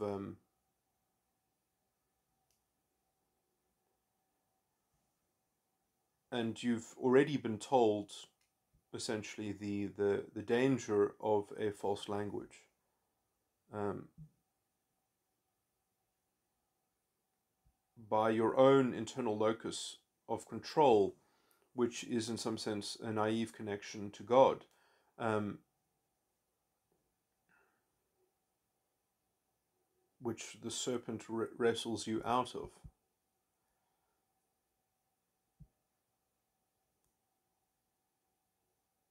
And then you have to find a higher synthesis through that confusion, or through that ambiguousness. Now, there is, in some sense, many people don't have to deal with that kind of ambiguousness because it didn't fall part of their false prophet. Their false prophet was a simple conundrum, perhaps. Well, I mean, I don't know. I'm not another mind. But essentially, some people do have the gift of the apostle, and the gift of the apostle, in some sense, means that their circuitry is itself engaged in ambiguity. Um,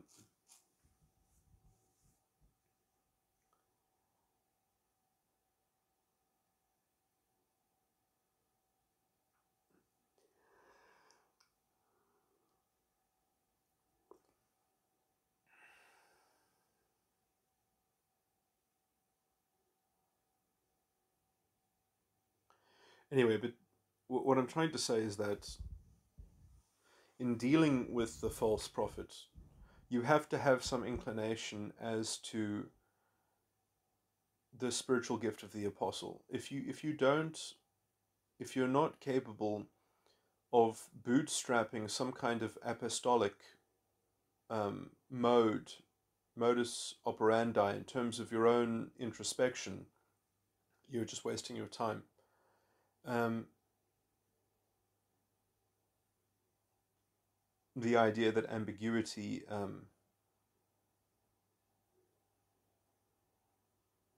is resolvable by, let's say, a kind of intercession, which, in some sense,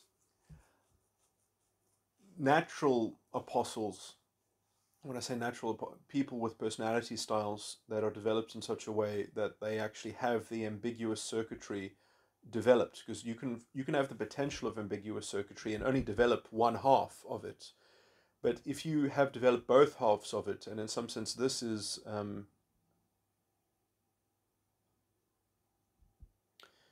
I don't want to say things too broadly, because I don't think everyone with double circuitry is necessarily connected with the gift of the apostle, but they might have some archetypal correspondence with it. And by the way, this in in my definition of bipolar type 1 and bipolar type 2, this would only apply to bipolar type 1. Bipolar type 2 um, is different uh, because they don't have two distinct circuits that they have a real ambiguity between. They have a kind of a half ambiguity, um, which anyway, and in some sense, the ambiguity might not be centered around even people that have complete split circuits. Their ambiguity might be centered around again, like what I just said. I think might actually be very strange, because I don't think everyone with split circuitry, it is about the resolution of grammatical ambiguity,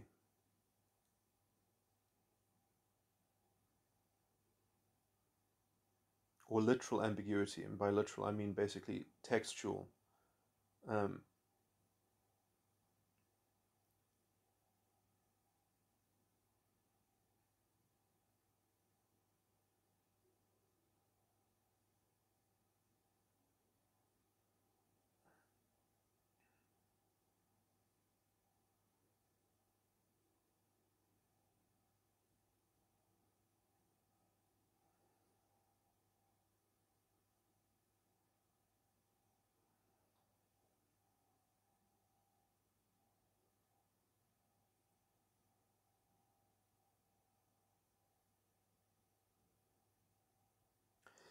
anyway, so I think that there is a likeness, which is the likeness of Jesus Christ, basically, the likeness of the gift of the apostle, uh,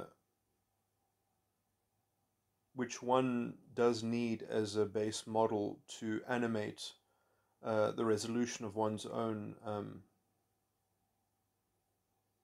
false ego complex, or primarily speaking, the crux of that matter is the false prophet. Um, and that, without that lens, without that guidance in some sense, or without that framework, you perhaps. So I mean, I can't put my mind inside of other people, apart from emulating them, emulating what I think is inside of them from my own perspective, inside my own perspective. So, which is in some sense means that I always have a kind of latent reference or structure to contrast it with, which I can't. Well, I mean, I can try and get a glimmer of that from what it looks like from that position, but even that ability to be able to model somebody else within yourself, um, in some sense, I think it requires something like the gift of the apostle, um, because unless you can kind of substitute the shape of your false prophet with the shape of another false prophet, I think that essentially there is a locked-in solipsism in some sense. But anyway, I don't know. The point that I'm trying to get to is that there's a meaning, uh,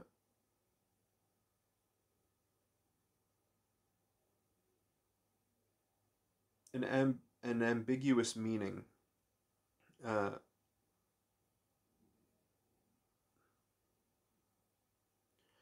which in some sense proves choice on the level of the false prophet.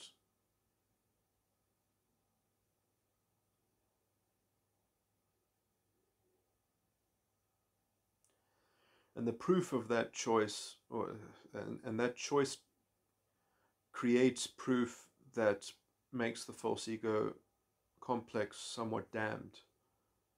Um, and the general work of its resolution somewhat underscored and underlined and emphasized.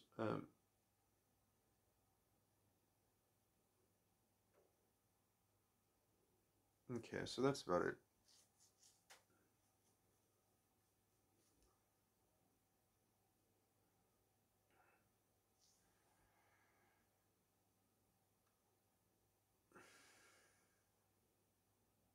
Hmm.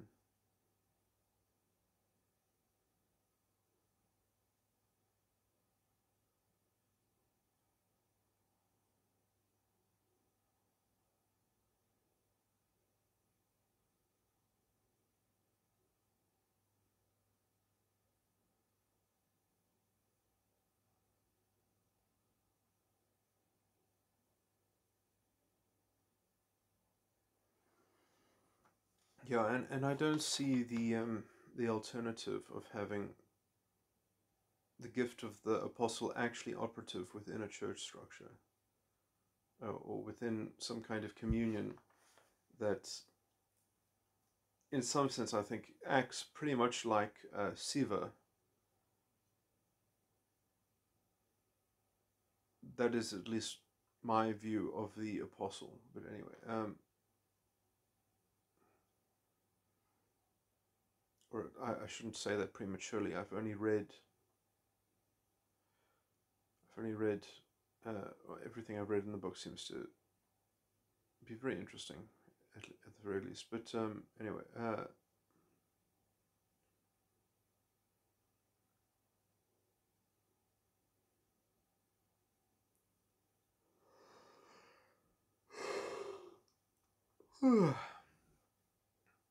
actually, I mean, in some sense, it's just interesting because the Christianity is so focused on the process. The description of Siva is very interesting because I guess I shouldn't be so. I shouldn't just close my eyes and endorse something necessarily when I haven't even fully gotten to grips with it, but or surveyed the whole collection of work that supposedly pertains to it. Anyway,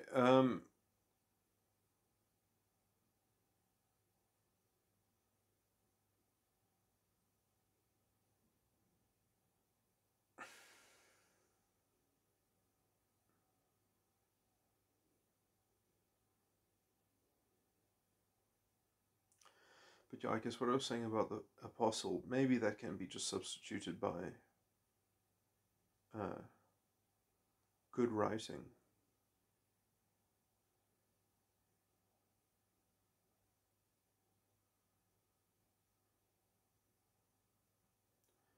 Potentially.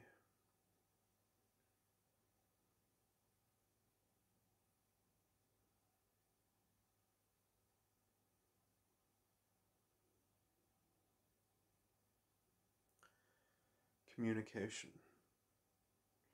Well, I mean, in some sense, it's all communication anyway. And then if that communication is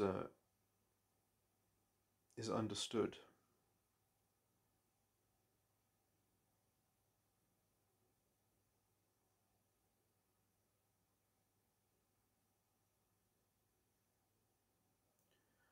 and evaluated, uh,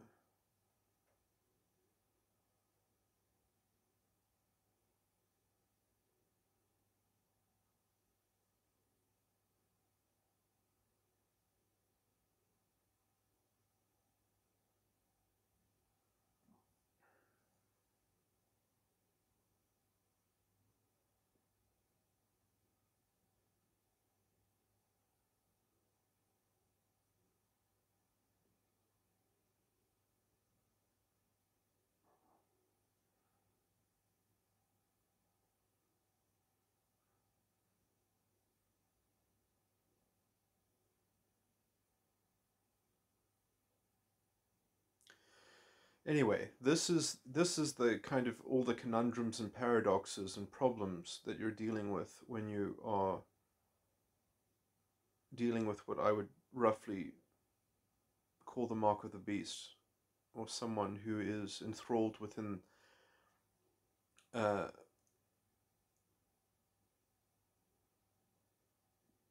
within sort of agreeing with their ego and their unconscious and their subconscious, with a very clear view of completely negating the content of the parent function in the superego. But in some sense, the parent function in the superego, that is just out of bounds. That's not possible to breach or to question, because that is the predicate of the entire structure of the subconscious. Um, and so, in some sense, the preciousness of particularly the linkage, I would say, between um, the fourth church, the church that has the problem with the Jezebel, and the seventh head of the beast, uh, the dominant function in the unconscious. So the dominant function of the subconscious, which is correspondent with the work of the fourth church, and the dominant function in the unconscious creates a kind of solid mass of a kind of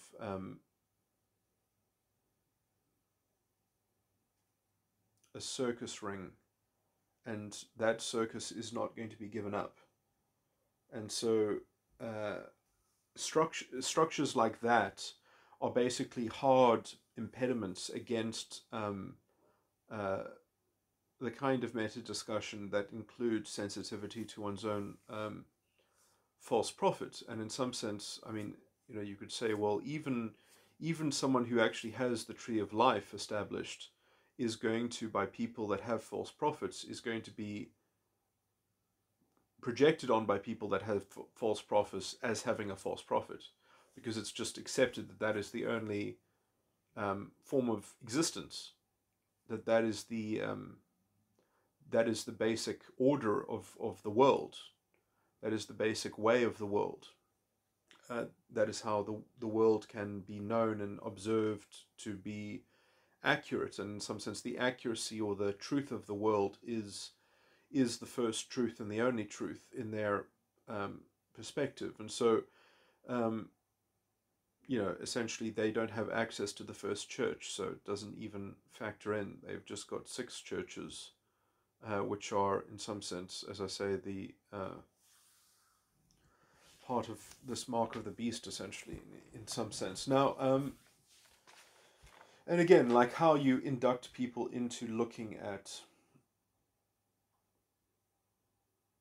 their own responsibility, who knows?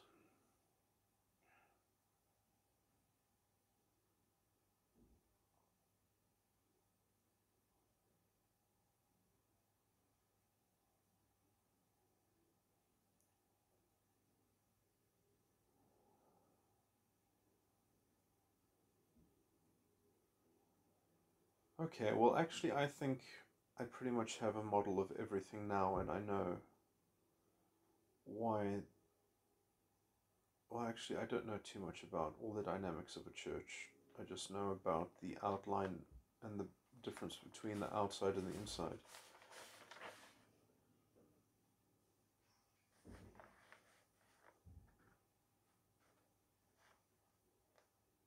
Although I don't know if I would. The other gifts, I don't know how edifying they are, apart from just growing the gift of the apostle.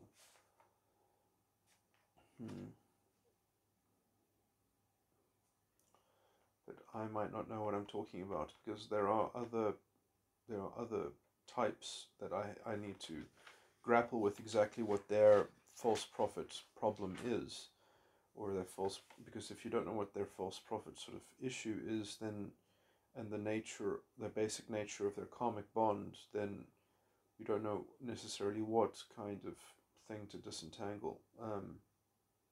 Well, in some sense, it's all the difference between the seventh church and the dominant function of the unconscious, that those will be all the different patterns of integration. Let's see. So I've been looking at ENTPs the whole time. Let me look at an ENTP. So if I shift this all five, then that would go 1, 2, 3, 4, 5. That would make ENTPs, the big crux is between 16 and 17. That 17 is their dominant function, and 16 is their dominant function in their unconscious, and 16 is their seventh church, which they have to be willing to trade white raiment and buy gold that's been put in the fire. Yeah, so that's actually a good marker of someone's development, I would say, is how well they correspond between their seventh church and their seventh head of the beast. Is a good marker how integrated that is, because that's right in the middle of their unconsciousness as well.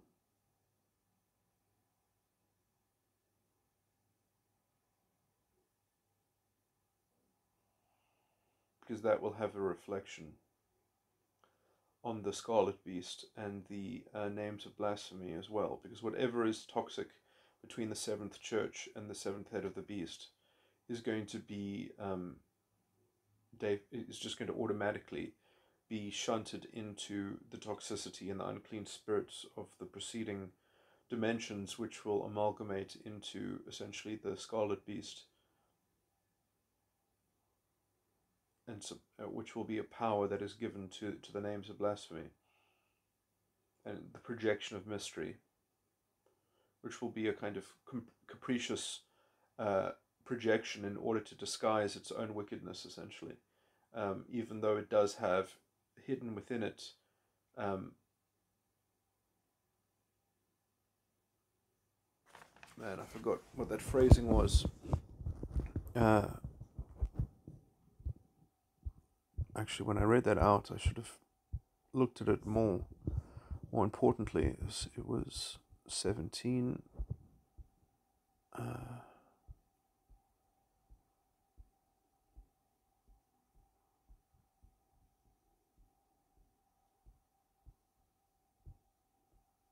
I get to 18.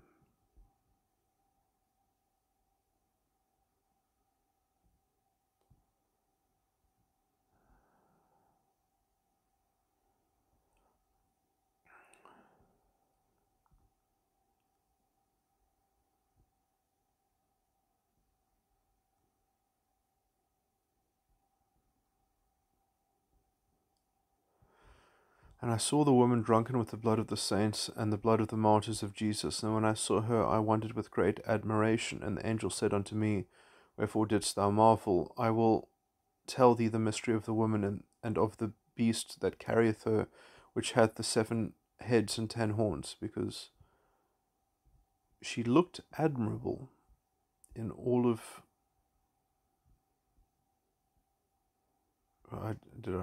And the woman was arrayed in purple and scarlet colour, and decked with gold and precious stones and pearls, having a golden cup in her hand, full of abominations and filthiness of her fornication.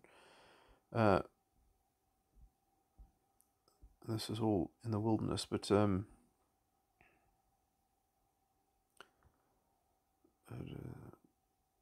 beast that thou sawest was and is not, and shall ascend out of the bottomless pit, and go into perdition, and they that dwell on the earth shall wonder, whose names were not written in the book of life from the foundation of the world, when they behold the beast that was and is not and yet is.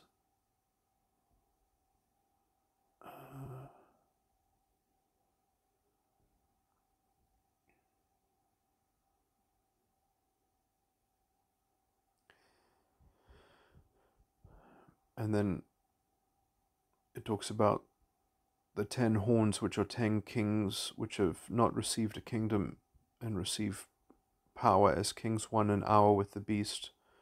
These have one mind, and shall give their power and strength unto the beast. These shall make war with the Lamb, and the Lamb shall overcome them, for he is the Lord of lords and King of kings. And the Lamb is the inferior function in the ego. And they that are with him are called and chosen and faithful. And he said unto me, And the waters which thou sawest, where the horse sitteth, are peoples and multitudes and nations and tongues. So those are the waters in which the horse sitteth.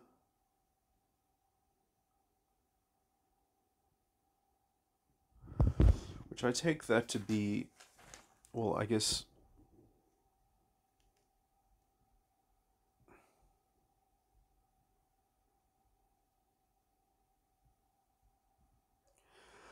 I take that to be the parent function, the inferior function, and the sin of the unconscious, which are the 3 horns, the last 3 horns, and which are the 3 requisite things before the scarlet beast, which is the amalgamation of all the things that came before, of the 10 horns.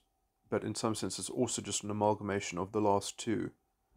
So the waters in which the horse sitteth might just be the inferior function and the sin of the unconscious, which is also the death and the child function, or the death and the lust in the ego, which is the second death. So the waters in which the horse sitteth is the second death, and the and the lust, and then those are both synthesized into the scarlet beast. So in some sense, the last two horns then are the synthesis of the last two horns make up the scarlet beast that inherit all the power of all those things, even the power of the second death, or the amalgamated inside of it, which is why. And the waters which thou sawest where the horse sitteth are peoples and multitudes and nations and tongues. And so the second death is a filter. You see, whenever there is a filter from a trial, it is a just thing, it is a holy thing. The trial is the most redemptive, the inferior function is the most redemptive element in the false ego complex, because that is where all the injustice or the unrighteousness is locked up in some sense. But so in some sense, in its negative treatment of the filthy element that it is the source of the blood of the saints. So in some sense, the problem is just that the inferior function is the martyr, and the blood is used by the filthy parent function essentially to vampire it, to parasitically drink it.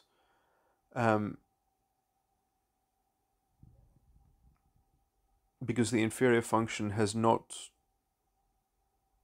have a sword. It only has a to fight back, because the parent function holds the sword, which is in some sense needs to become a double-edged sword. And so only by forcing the parent function to hold a double-edged sword, which is then wielded by the inferior function against itself, or against itself in a way to clean. So in some sense, the inferior function can only deal with itself. And so it tries to deal with it in such a way as to reframe the parent function as to being a double-edged sword. And in some sense, in that way, it is indirectly cutting up the beast. It can only cut up the beast by what it does to itself. So this is why, for example, the New Jerusalem does not go to war with the beast. The beast goes to war with New Jerusalem, and the armies are merely engulfed by holy fire. It's so when something comes up to attack what is holy, then it gets a reflection of itself back at itself. And so, it just, that's why the what goes up against the New Jerusalem just gets consumed by holy fire out of heaven. It says from God out of heaven, or something like that.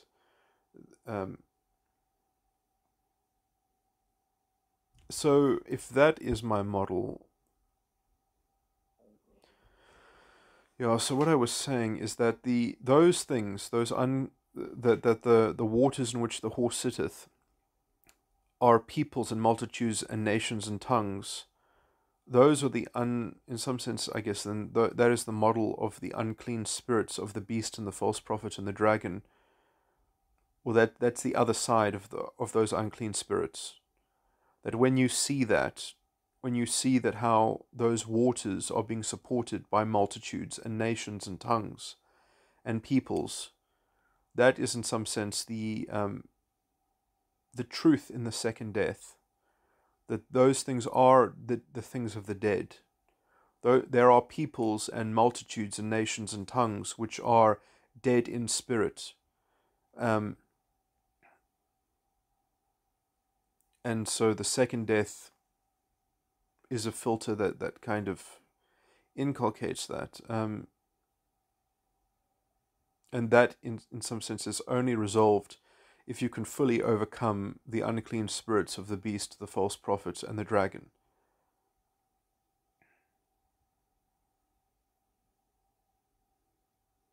And I think my earlier description of the dragon was correct, although when I said scarlet dragon, that was incorrect. But when I was talking about the dragon between the parent function of the ego and the parent function of the unconscious, I think I was spot on there. So anyway, I think I've covered everything exhaustively. I'm going to stop this recording finally.